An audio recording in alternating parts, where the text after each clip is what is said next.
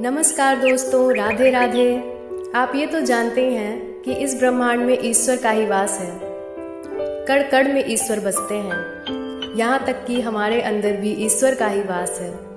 भगवान हमें प्रत्यक्ष रूप से दिखाई नहीं देते हैं, मगर हमें उनकी मौजूदगी का एहसास हमेशा होता है।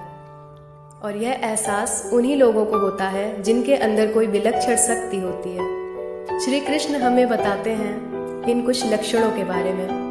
तो आज मैं आपको उन लक्षणों के बारे में बताती हूँ। अगर आप में यह संकेत मिलते हैं तो आप एक साधारण मनुष्य नहीं हैं।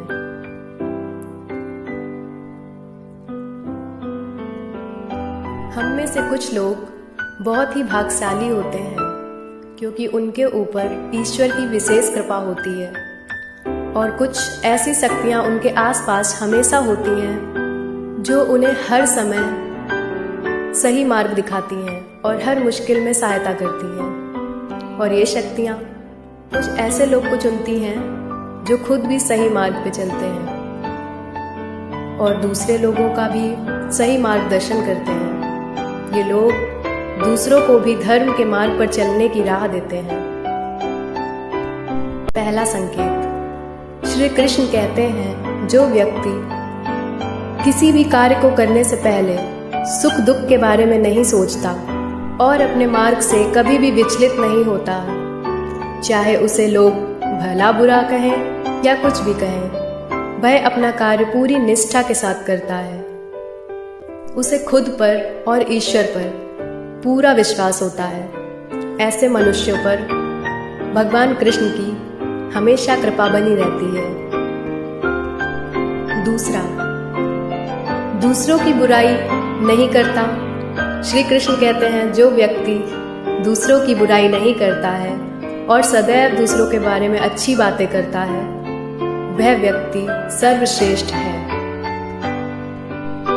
तीसरा, जो व्यक्ति अपने दैनिक कार्यों से बचा हुआ समय ईश्वर की भक्ति, आराधना और नाम स्मरण में व्यतीत कर देता है, इसके कारण वास्तव में उस व्यक्ति के आसपास ईश्वरीय शक्ति का घेरा होता है, जिससे उसे ईश्वर के आसपास होने का आभास सदैव होता है। चौथा, जो व्यक्ति समाज के प्रति अपना दायित्व समझते हुए अच्छे कार्य करता है, मुसीबत में फंसे लोगों की तथा गरीब और लाचार की मदद करता है, विपदा आने पर पशु पक्षियों की मदद करता है, वह सर्वश्रेष्ठ माना जाता है। पांचवा, पूर्वाभास होना। संसार में कुछ ही मनुष्यों के पास एक अनोखी शक्ति होती है, जिससे वह भविष्य में होने वाली कुछ विशेष घटनाओं का आभास पहले ही लगा लेते हैं। उन्हें पहले ही पता चल जाता है कि कुछ बुरा होने वाला है। उनका मन पहले से ही बेचैन हो जाता है। आसपास के वातावरण में इन्हें बदलाव महसूस होने लगता है और ये पहले ही सावधान हो जाते हैं।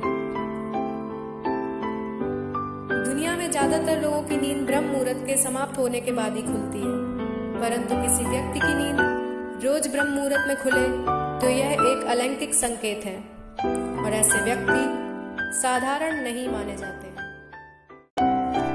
तो दोस्तों, क्या आप में इन संकेतों में से कोई भी संकेत मौजूद है, तो आप एक साधारण मनुष्य नहीं हैं।